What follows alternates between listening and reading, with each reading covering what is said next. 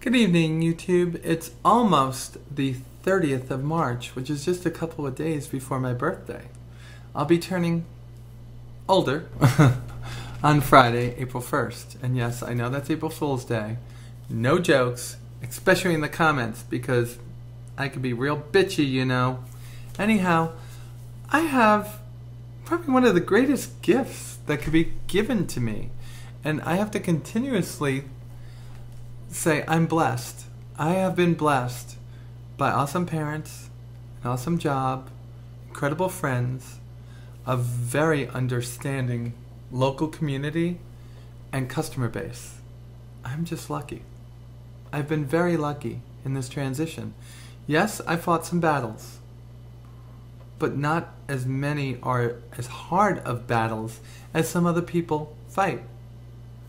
And this made my day. When I opened up my first birthday card, and it was from my mom. And I didn't expect this. But if you look at the top, it says, "How do you tell a wonderful daughter?" And when you open it up, it says, "For Nicole." I'm very happy with that, because acceptance is what we're all looking for when we're transitioning. Somebody else that does a blog, Jerica, who just had her SRS, whose grandmother died while she was having her surgery, and you know, I'm very sorry, and my condolences for you, to you and your family. But her family isn't accepting her, and mine is accepting me. And she's more like the norm than I am. My heart goes out to those people. He's my dad, who the day I told him said, "I understand." And you know what? I understand that it's not something that you want to do. It's something you're compelled to do. And when my dad said that, I was enamored by him, because my dad isn't always the greatest man in the world, but sometimes he has the greatest things to say. And that was amazing. And like I said, I know that I'm very blessed. And there's so much else going on in my life that not to have to worry about being accepted by parents has been a good thing. Or to be accepted at work. Or to be accepted by my children. Or by the friends and family that I have. And it come down to two who are the two closest people to me outside of my children, my ex-wife and my older brother. To have it come down to those two, I'm extremely lucky. I have been having electrolysis for the better part of the last 4 months. I've had a whopping 20 hours, and I'm very happy with it. My SRS, GRS, GCS, whatever you want to call it, it's all up to you. It's coming up in the beginning of September, end of August, whenever I clear my hair. So I have to go through clearing hair from the genitalia. And they clear it through either electrolysis or through laser.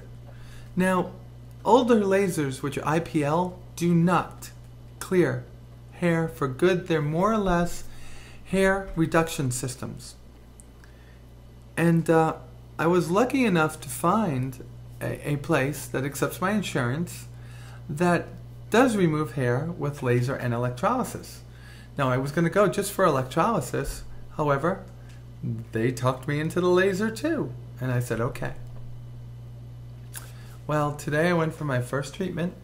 I got there. She put on the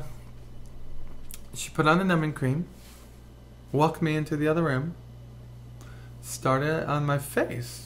Now, I was paying for my bottom, but she started on my face and put cream on my bottom. Essentially, what she was doing is she was just showing me how it would work on my face too. Now, there's not much left on my face. I mean, there's probably enough to keep going with electrolysis for a while here for the touch-ups, but she did the areas that weren't done yet, which are right here, It's almost like a straight line up.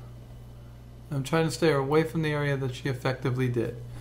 And I don't think we're going to see a difference at all for over a week or two. When I had my back done, which it was highly effective on my back, which is already 5 years ago.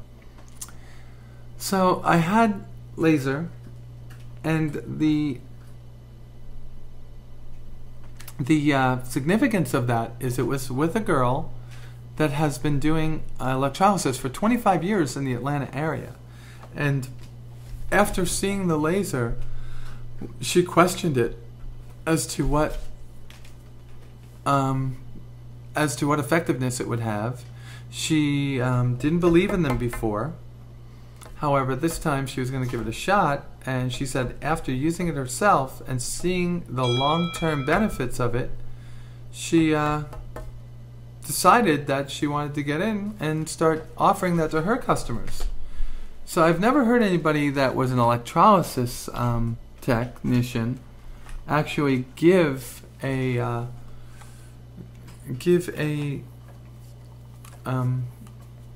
guess a good to go on laser before. So it kind of intrigued me. And being that I'm doing this blog, I figured I might as well just try. What's the worst that could happen?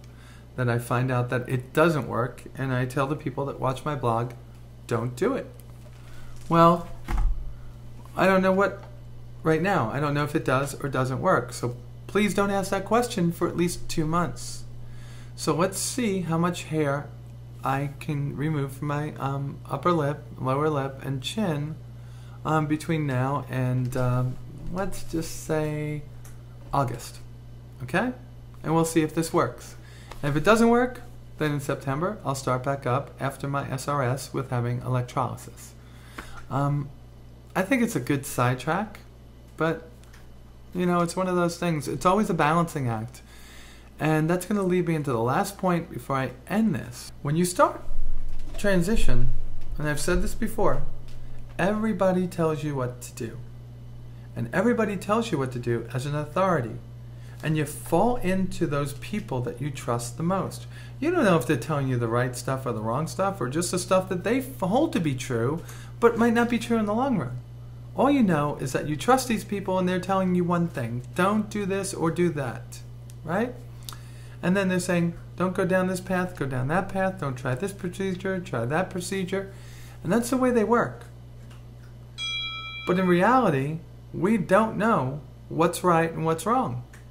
What we do know is that you got to try. You got to try all different things.